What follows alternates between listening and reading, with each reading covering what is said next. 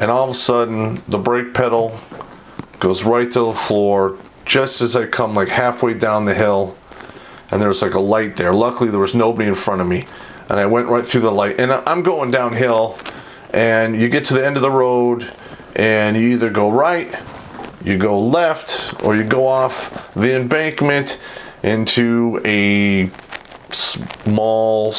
large stream, small river kind of thing.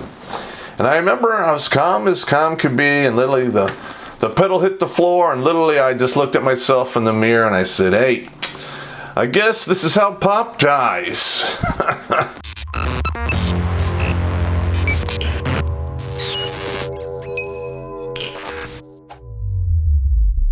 Hello everybody, Terrence Popp here, Redonkulous.com, and another episode of Live from the Lair.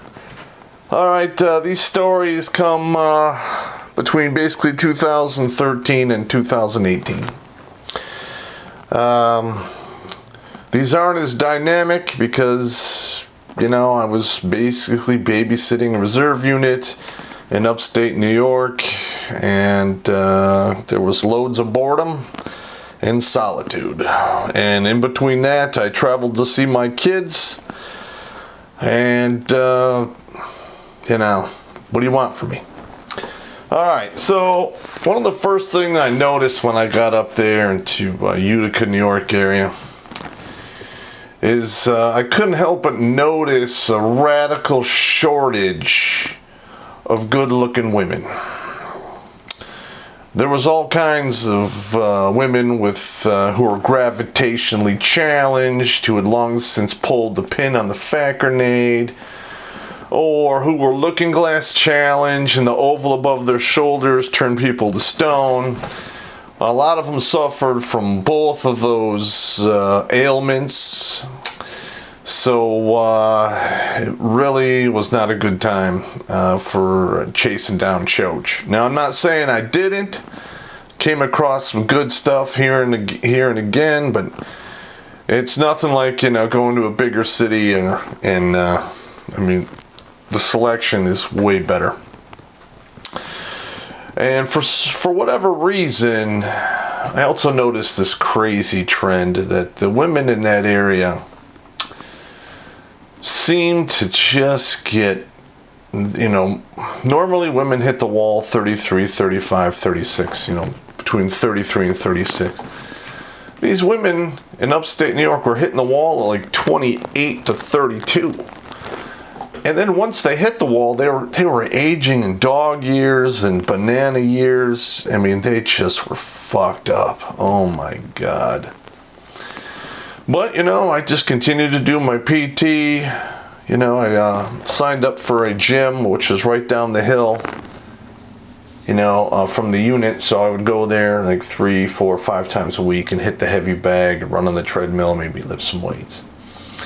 And in fact, it was one day I actually pulled out of the reserve unit. I don't remember the year this happened, and I think it was 15 or 15, I think.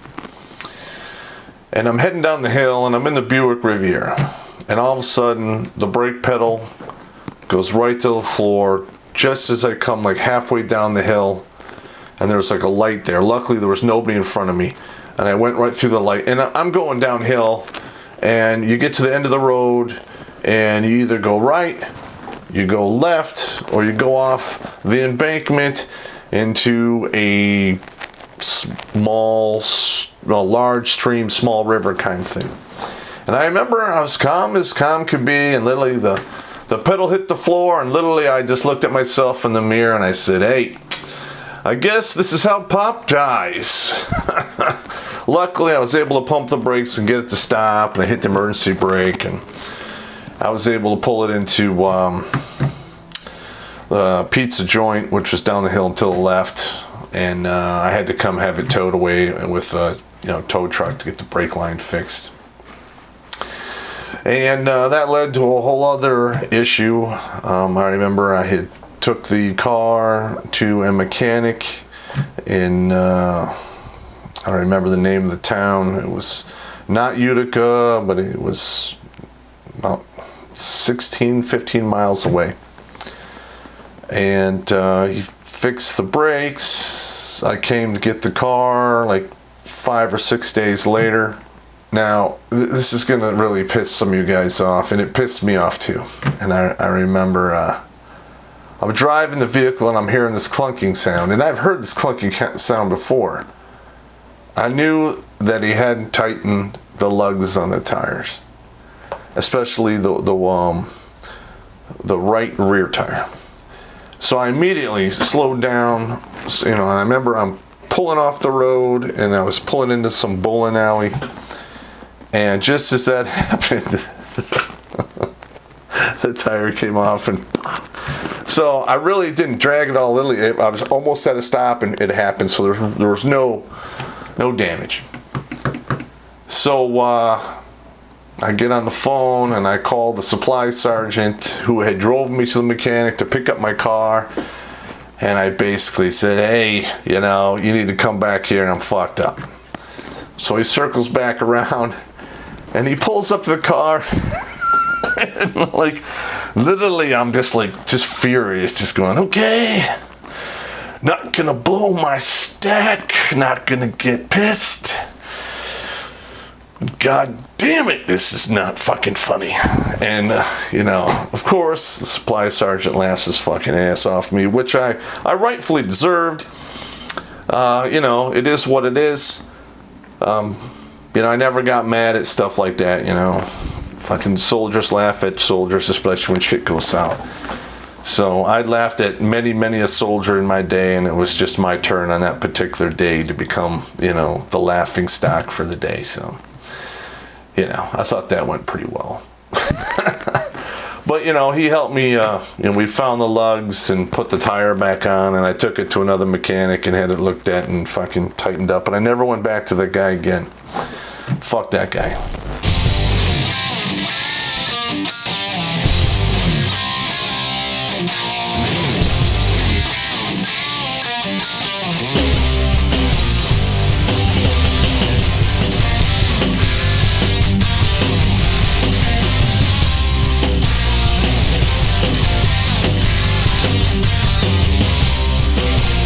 That was some crazy shit. Now, here's another weird thing. Since, I'm in the father's rights and men's rights movement. My friend Sport, he had long since been divorced, but he kept just getting fucked around by the friend of the cunt and divorce court in New York. Apparently, there's so many of these bleeding heart fucking liberal funds out there that they actually give these women a free fucking attorney, and the dude is fucking shit out of luck. So when he shows up to fucking, take his ex-wife to fucking court, who by the way was fucking, committing fraud on welfare and all kinds of other shit, that fucking cunt. He had to go against an attorney, which was almost an automatic lose. So he really was just getting fucked over hard. And, I don't know how anyone in New York will even fucking... I don't know why people are still getting married in that fucking liberal fucking commie fucking state. Because it was really bad. That and the other fucking crazy ass laws they had. And then the SAFE Act got passed, and, nobody could have assault weapons, or supposedly, but... all of the cops in upstate New York refused to enforce that law, and it's only New York and the boroughs around it, and some of the cities which are just outside New York that actually enforce that. But I did not bring any fucking crazy shit in New York because I did not want to have any trouble. So I just had bolt action fucking rifles and a pump action shotgun for, Lair defense. And you guys can watch the old Lairs where I filmed them in the Lair I had in New York. That's the one that had the airborne wings in the background. I'm going to hang those up, but I don't think I'm going to put them up anywhere on camera. I'm going to probably put them in the walkway when you come to the house, so it's like one of the first things you see. All right, so another thing I had to deal with. I had to deal with a lot of soldiers who got divorced. Okay, and it's nothing new. It's pretty much, it's a little worse on active duty, but it's still pretty bad in the reserves. Now, this particular soldier, skinny, lanky guy, staff sergeant when I left. He's probably sergeant first class now. Great dude, competent, level-headed. You know, had a good job, a house. You know, I think he went through 2 trucks when I was there. Good guy. Was married to this little cute button of a chick. You know, and for whatever reason, you know, she just fucking told him, fuck it, I want a divorce. And she was fucking some dealer at a local fucking Indian casino. And, you know, it wrecked him hard. And I could tell it was fucking wrecking him hard. So he would come in and talk to me, all the time. And we would spend hours, you know, talking about the craziness that was going on. And he would talk about some of my videos. And I told him, I said, look, man, it might take a couple years, maybe 7 years, you know, but sooner or later, she's going to regret the funk out of that decision because you're not a bad dude. You didn't beat her. You paid your fucking bills. You paid for a roof over her head, the electricity, the food, and a car. All right. And she said, fuck it. I'm going to fucking go bang this dude here. Fuck this. I don't want to be married anymore. Now, and then I heard that she moved in with another AGR guy who was stationed there at Syracuse for like 2.5 years. And he moved on his career. She got fucking the heave-ho. I really don't think they were together for maybe 8 months. And, you know, it's typical. I can't tell you. You know, I've been single now for like 11, almost 12 years, right? You know, I haven't really fucked around with any relationships, you know, for the past 7 years, and I don't think I'm gonna fucking go down that road again. But I meet women, I talk to women all the time, I go on a date here and there, you know, when they fall into my lap, I don't go chasing it or anything. And I always get the same story, you know, there's always like this, you know, I wasn't happy, we grew apart. You know, other fucking, you know, so-called stories that these women tell me because they want my sympathy, which they're not going to fucking get. Fuck them. And, you know, they hate it when you're like, hey, you know, your ex-husband didn't sound that bad of a guy. I don't know why you decided to cut him away. You know, I don't really know how many times you think a dude is going to cough up 2 months of fucking salary to buy you a fucking engagement ring and another 2 months for a wedding ring and pay 30 grand for a fucking wedding and invite all of his friends and family to watch him get married and swear before God that he'll take care of you in sickness or in ill health or in poorness. How many times do you think it's going to happen in your life? Now, when you tell that to a woman, they have like this surreal reaction, like you took a knife and you fucking just stabbed them in the stomach. And I think it has something to do with the cold, harsh reality of the situation coming home to roost. Because they're 35, 36, 38, 40. They're on the other side of the wall. All right? They're not 22, 25, 26 years old, right at the peak of their good-looking years. They're on the back end of the roller coaster, and you know, they're just waiting for the ride to stop. There's just maybe a couple small hills left, and it's over. They ran the fucking clock. The game is over. All that's left is pickup games, and nobody bets or cares about those. And literally, I mean, they get really upset, and I don't fucking care. I mean, I just basically told them how it was. And, you know, after I'd been there a couple of years, you know, and I'd, you know, interviewed a bunch of people at different bars in the surrounding cities of Utica, people knew who I was. So I would show up and like some women would fucking, you know, hate on me, but then hand me their phone number at the end of the night. I couldn't understand that dichotomy, you know, like 1 minute you're telling me I'm a misogynist pig, you know, toxic male wasn't a big thing back then, but, you know, evil man, yeah, I heard that quite a few times. And that was like 9:30 to 10 o'clock. By 12:30, 1:30 in the morning, they're walking out and they put in my hand a napkin with their fucking number on it and their name. What kind of shit is that? That is fucking so weird. That blew my mind. That happened to me probably about, I would say, not just a little bit shy of a dozen times, like 10 fucking times over a 5-year period. It's like twice a year, like clockwork. It was fucking bizarre. Wow. Bizarro land where garbage is money, man. I just couldn't believe it. I don't know if it had something to do with the fact that I didn't back down, I didn't show weakness, I didn't fucking care, or the fact that they were drinking and I was like probably one of the last good options around. Because, you know, I'm in pretty good shape. And, you know, I'm not, you know, that uneasy on the fucking eye. But it is what it is. Now, I had another couple soldiers that had to deal with baby mama drama.